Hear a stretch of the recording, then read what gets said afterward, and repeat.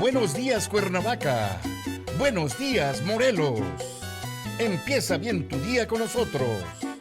Estamos transmitiendo desde Cuernavaca, Morelos, México, la ciudad de la eterna primavera para todo el mundo. Desde la plataforma en Facebook de radioprimavera.mx. Buenos días, Cuernavaca. Buenos días, Morelos. ¡Comenzamos!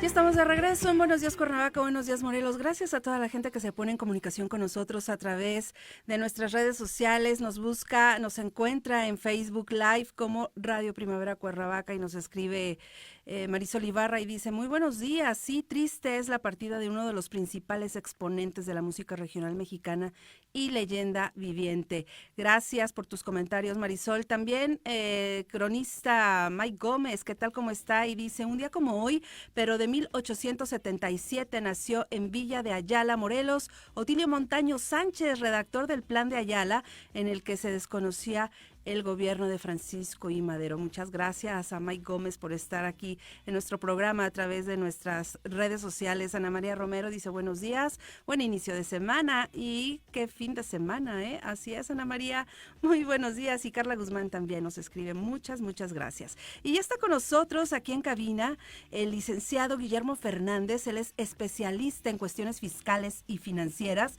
con 25 años en materia tributaria. Él es doctor en Derecho Fiscal. Muy buenos días, doctor, ¿cómo está? Hola, buenos días, con el gusto de estar aquí. Gracias, pues qué honor tenerlo aquí en nuestros micrófonos para hablar sobre materia tributaria y todo lo que ha venido sucediendo en México, sobre todo desde que empezamos con el presidente Manuel López Obrador. ¿Qué cambios hemos tenido?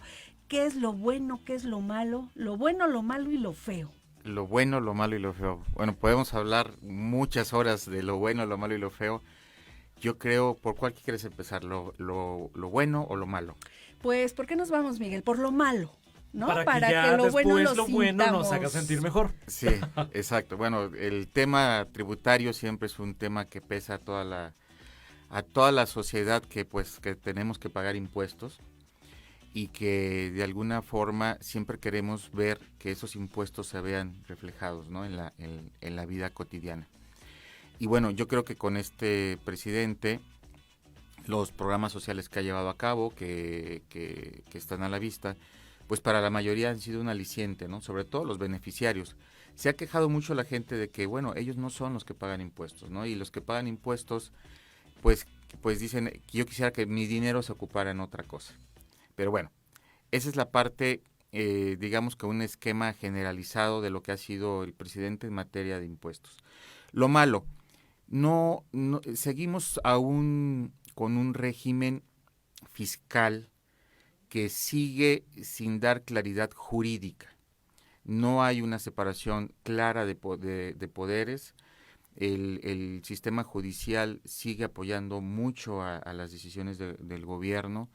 Los abogados litigantes en mi gremio nos hemos quejado mucho que los criterios que ha emitido el Poder Judicial en sus situaciones jurídicas de sentencia, pues siguen o cada día están más apoyando al gobierno que a una cuestión de legalidad o de justicia. Ese podemos decir que es un poquito lo malo que tenemos, la justicia selectiva, que no es propio de este gobierno, ya viene de gobiernos anteriores, pero que no se ha podido mejorar. ¿Qué es la justicia selectiva? Por ejemplo, el contribuyente, tú puedes encontrarte aquí en Cuernavaca, por ejemplo en el estado de Morelos, 30 empresas que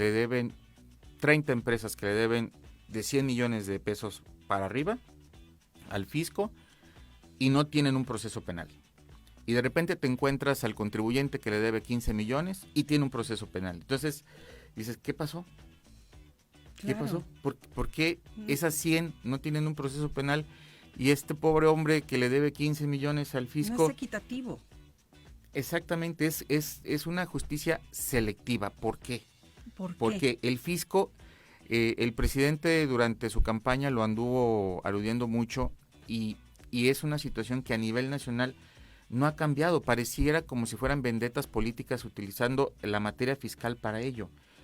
Y ellos heredaron muchas vendetas políticas y esas vendetas políticas aún continúan. Se siguen arrastrando. Se siguen de arrastrando sexenios anteriores. y no se ha hecho nada al respecto. Yo pienso que eso podría ser lo más malo que pudieras encontrar ahorita en el actual gobierno, que esa es la separación de poderes y la cuestión de la justicia selectiva. Un poquito también se han quejado mucho en foros nacionales los fiscalistas, que todavía prevalece un poco de corrupción, sobre todo en el área de auditoría fiscal. Se ha mejorado, bueno, ahorita hablamos de lo bueno, porque sí vienen cosas muy buenas, pero la parte de la corrupción en la auditoría fiscal a nivel nacional, que funciona a nivel local, pues mal, no se ha mejorado, inclusive hablan de cuestiones peores, y obviamente lo que tampoco se ha mejorado es la atención del SAT a los contribuyentes. Hoy en día solemos tener, quieres ir a darte de alta en el SAT y te tardas 1, 2, hasta 3 meses en obtener una cita. Y eso entorpece tu actividad, te puede detener. Apenas escuchaba un amigo que decía, oye, mi hijo no puede tener un trabajo porque le dieron cita hasta febrero para poderse dar de alta en el SAT. Esa parte de efectividad del SAT también ha sido una situación que no ha mejorado. Eso yo podría poner los puntos rojos del gobierno como esos que te acabo de comentar. Y tampoco en programas en línea puede mejorar ese sistema. O sea, yo de repente pues he escuchado a gente que dice, bueno, pues prácticamente todo lo hago en línea, de manera virtual, y voy saliendo paso a paso de todos estos obstáculos, ¿no?, del SAT. Pero me imagino que lo que usted dice es cuando es pues la primera vez que sí debemos de estar de manera presencial. Y yo creo que también pues todo este tema de la pandemia vino a retrasar a lo mejor mejoras que ya estaban en proceso de, ¿no? Sí, mira, a mí me gusta mucho la parte de la comparativa del derecho internacional. Me encanta, y no nada más en derechos, sino en cuestiones económicas y de la vida propia de una nación. Compararnos con los demás, qué están haciendo los demás y qué pasa en otros países. Cosa curiosa, ahora con la pandemia muchos países empezaron a acudir mucho a la cuestión de los sistemas. Y en otros países se dio exactamente el mismo problema que en México, que se empezó a dar cuestiones de, digamos, no corrupción, sino que vieron una oportunidad muchas personas en hacer citas del SAT, por ejemplo, y cobrarlas.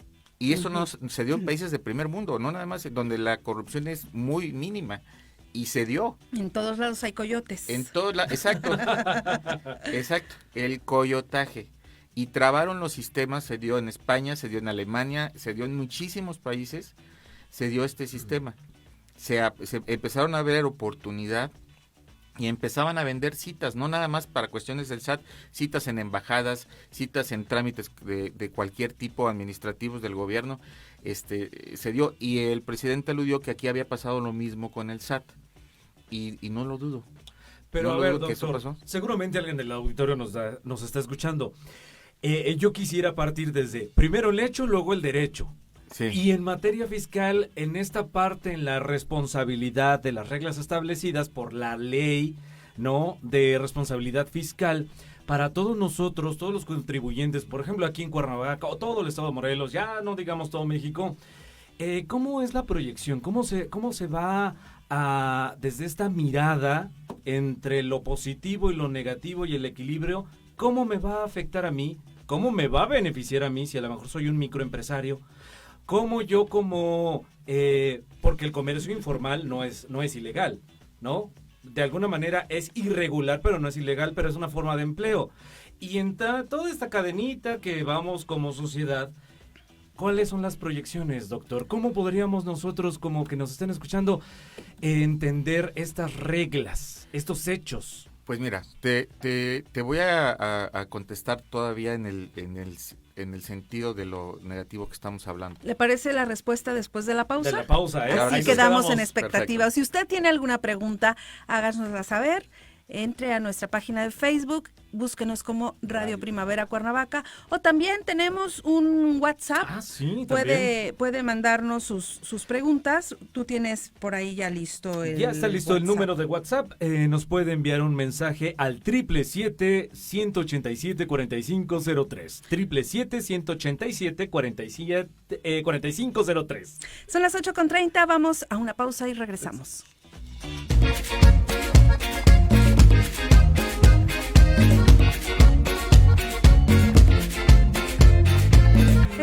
Esto es Buenos Días Cuernavaca, Buenos Días Morelos, son las 8 de la mañana con 36 minutos y estamos con el doctor Guillermo Fernández, especialista en cuestiones fiscales y financieras, y nos quedamos en una pregunta muy interesante, Miguel. En el cumplimiento de la responsabilidad fiscal, ¿cómo podemos los ciudadanos ser responsables con las nuevas reformas?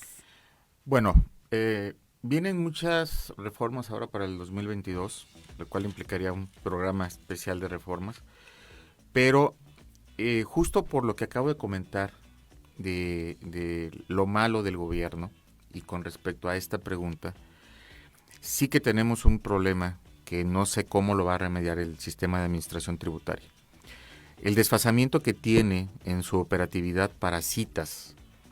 Justo ahora viene una reforma donde está obligando a todos los mayores de edad a ser ya contribuyentes, a irse a dar de alta ante el SAT, cosa que yo veo muy positiva, Yo veo muy positiva, o sea, ha habido muchas quejas. Yo creo que cuando la oposición se debe quejar de cosas más objetivas. Esto yo lo veo muy positivo porque es justo para un país que todos aquellos ciudadanos que están en edad de contribuir, pues aparezcan en un listado de contribución, contribuyan o no, porque al final de cuentas los impuestos gravan la riqueza.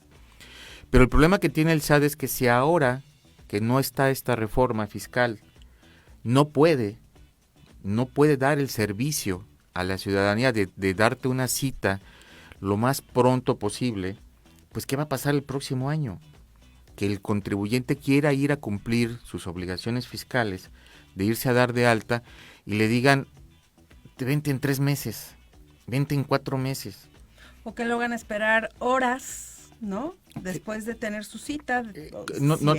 Normalmente cuando el SAT otorga la cita y tienes tu cita, normalmente es eficiente.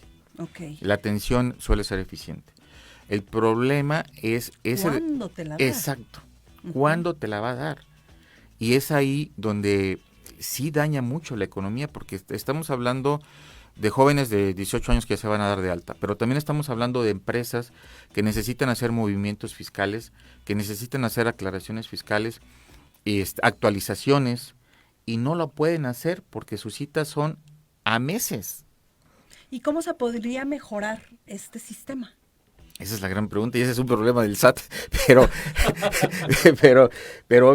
obviamente yo creo que es parte de como tú dijiste hace rato, ya vivimos en un mundo. Necesitan una consultoría por ahí. Sí, ya vivimos en un mundo informático y donde ellos lo que tienen que hacer es ver su esquema tanto informático como de atención. Probablemente necesiten contratar más gente.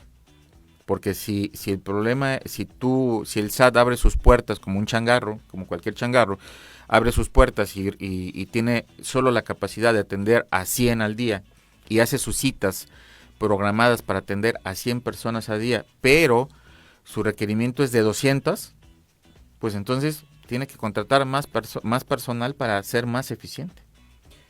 Pues de alguna forma, ¿no? Contratar para ser eficiente, pero fíjese, hay algo que escuchaba la vez pasada, que tenían dudas precisamente sobre las facturas electrónicas. Ahora con estas nuevas reformas de materia fiscal, hay una actualización, no sé, doctor, si usted nos pudiera explicar sobre la actualización de la factura electrónica en este 2022. Resulta ser que algunas tendrá la factura electrónica cambios, pero ¿qué cambios tendrá? ¿Y cómo puedo yo entender estos cambios? Porque a lo mejor pues, no me voy a ir al SAT a preguntar si tienen... Yo no sé, solamente lo podré escuchar o a lo mejor lo veré en redes sociales, pero no es una fuente confiable de información, doctor. Claro. Usted nos puede explicar así, ¿cuáles son estos cambios? Bueno, si pasamos un poquito ya al lado positivo del gobierno, Por favor. El gobierno de México ya desde hace muchos años implementó los sistemas electrónicos de facturación. Y ese sistema electrónico de facturación no vino a más que a adelantarse. Yo pienso que se adelantó el país, no estaba tan preparado en su momento, porque no somos un país que seamos tan actualizados educacionalmente en temas electrónicos.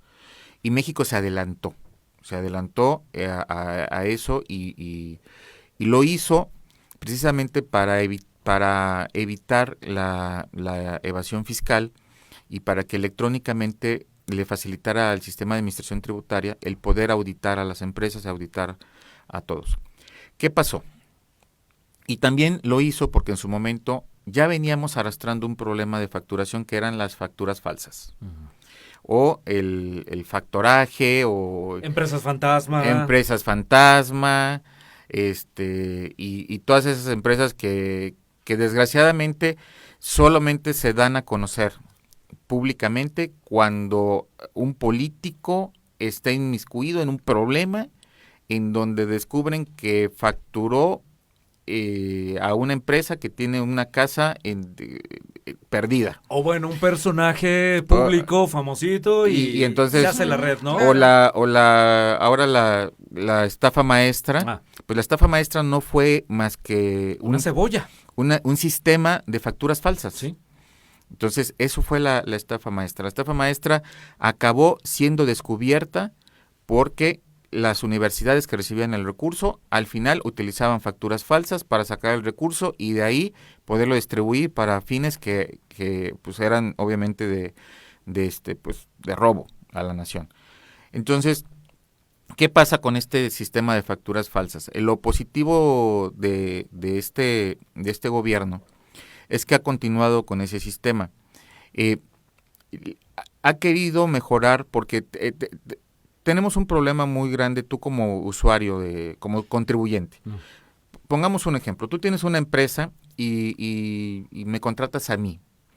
Y resulta que yo te emito una factura por 200,000 pesos y tú me la pagas. Tu obligación ante el fisco es verificar que esa factura no sea falsa, que esa factura sea correcta y la puedes verificar electrónicamente. Esa es una de las ventajas de la factura electrónica. Que antes no se hacía. No, era imposible. Era imposible verificarlo, pero ahora lo puedes verificar. Pero ¿qué no puedes verificar tú? Que ese sí es un problema del SAT.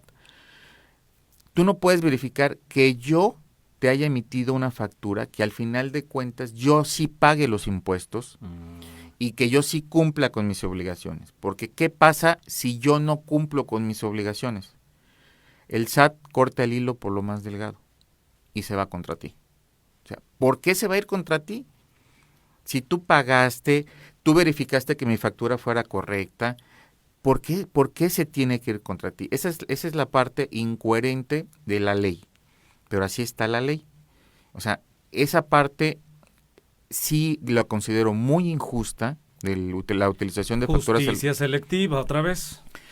Criterios selectivos, porque el SAT utiliza criterios selectivos para determinar si tú cumpliste con todos los requisitos para poderte evadir de la responsabilidad de que tú no eres el culpable de haber utilizado una factura o ser el beneficiario de una factura, que el culpable soy yo. Entonces, sí, en este gobierno lo que yo sí he visto es que las compulsas que se hacían antes ya no se hacen y cortan el hilo por lo más delgado y se van contra el contribuyente que tienen más a la mano. No, y entonces yo ya cómo me voy a defender. Pues sí. Tendría que acudir con alguien como el doctor. Tienes que ir a un despacho de abogados para poderte defender. Oiga, Ok. doctor, el tiempo se nos terminó, Sí. quedaron muchos Oye, sí, la cabos derogación, sueltos. el impuesto sobre la renta, el presupuesto, Claudia, del paquete fiscal. La inflación, la la- mayor en 20 años. Pero, ¿qué le parece si vamos a el una pausa outsourcing. y regresamos? El outsourcing Oye, también. no, pero es un bueno el outsourcing, pero tiene ahí sus cosas, ¿no? Sí, sí, sí. Vamos a hacer nuestra cartita y así Mi como lista. mi lista navideña. Regresamos después de esta pausa y seguimos Sí. platicando. ¿Le parece muy bien? Son Claro las que sí. 8:45. No se vaya, estamos en Buenos Días Cuernavaca. Buenos días, Morelos.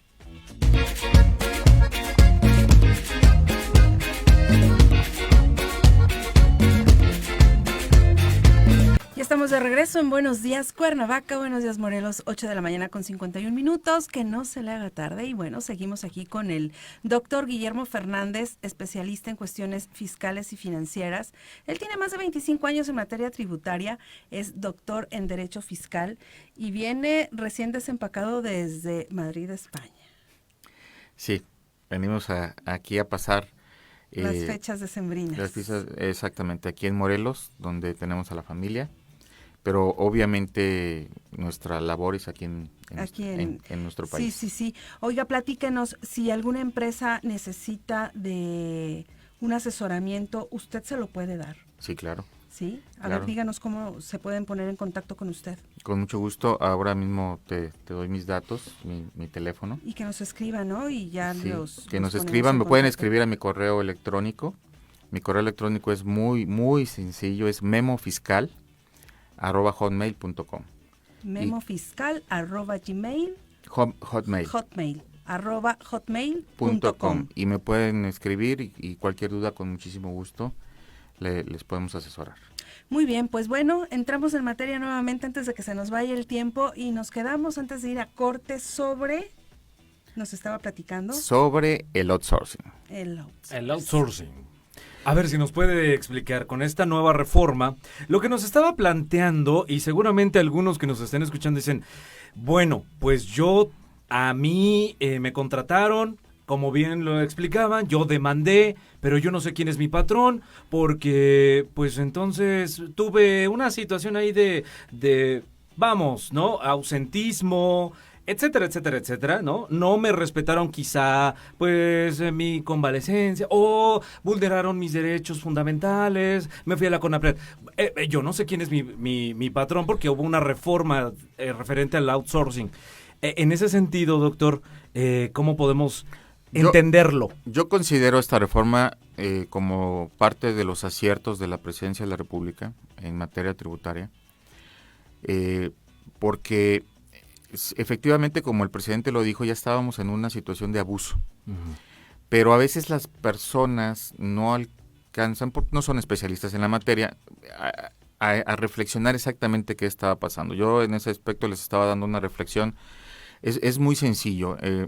La línea es la empresa, el trabajador, la empresa y el fisco.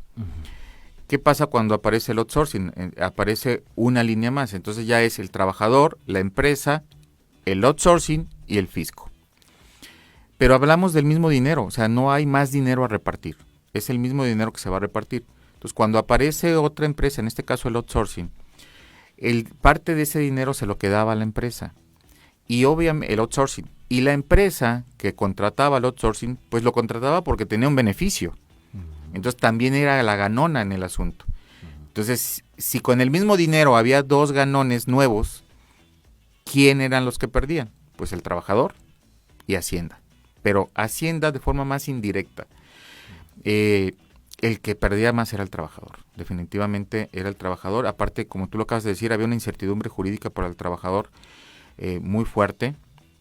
Y independientemente de todo esto, empezaron a haber diseños fiscales ilegales donde empresas de outsourcing eran diseñadas especialmente para evadir impuestos. O sea, las contrataba una empresa, vamos a suponer no es que la haya contratado, cualquier empresa, restaurante grande, X, para no dar nombres. Un restaurante grande que tuviera 100 empleados, o un hotel que tuviera 100 empleados y contrataba a la empresa. La empresa del restaurante o del hotel cumplía con su fase de pagarle.